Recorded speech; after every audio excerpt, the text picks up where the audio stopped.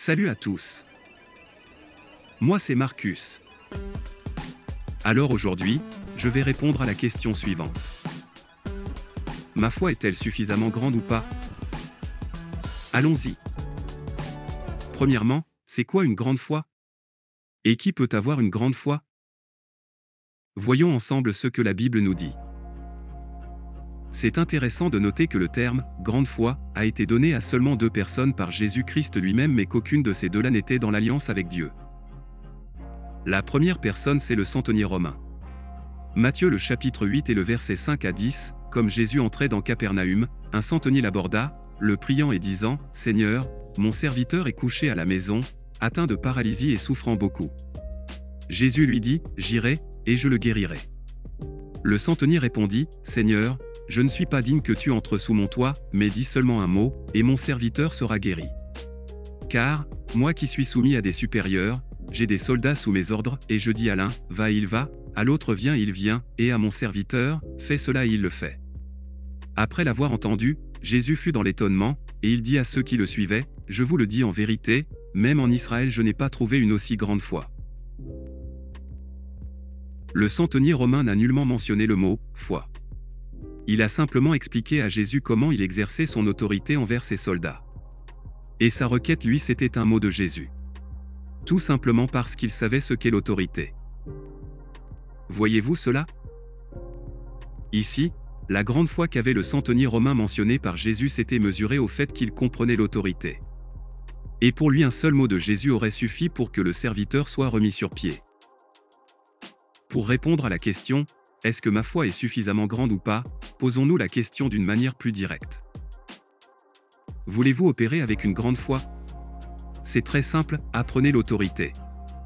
Avoir la connaissance que Jésus a toute autorité, c'est justement avoir une grande foi. La deuxième personne dans la Bible que Jésus a mentionnée ayant une grande foi, c'est la femme cananéenne. Matthieu le chapitre 15 et le verset 22 à 28. Et voici, une femme cananéenne, qui venait de ces contrées, lui cria « Aie pitié de moi, Seigneur, fils de David.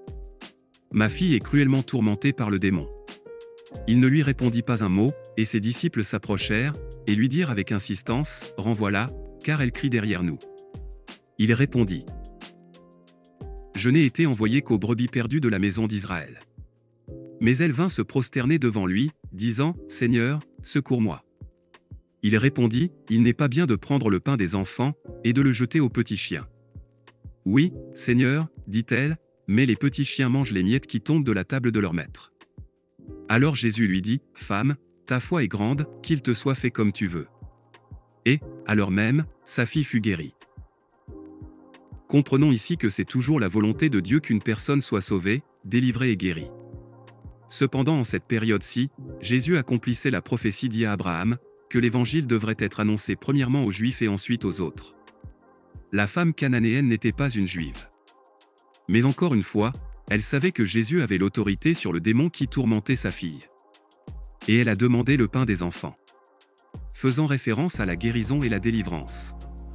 Si vous êtes un enfant de Dieu, la guérison et la délivrance c'est votre pain. Rappelez-vous comment le Seigneur Jésus nous a appris à prier. Il est dit, donne-nous aujourd'hui notre pain quotidien. Vous voyez cela? La guérison au quotidien, une délivrance totale au quotidien. Comme il est écrit, aujourd'hui c'est le jour du salut. Pour revenir à la femme cananéenne, elle s'est vue refuser par Jésus lui-même, mais elle n'a pas pris le refus comme la décision finale. Ceci est un autre aspect d'avoir une grande foi, pour nous les enfants de Dieu, c'est de ne pas prendre la réponse « non » comme étant le dernier mot.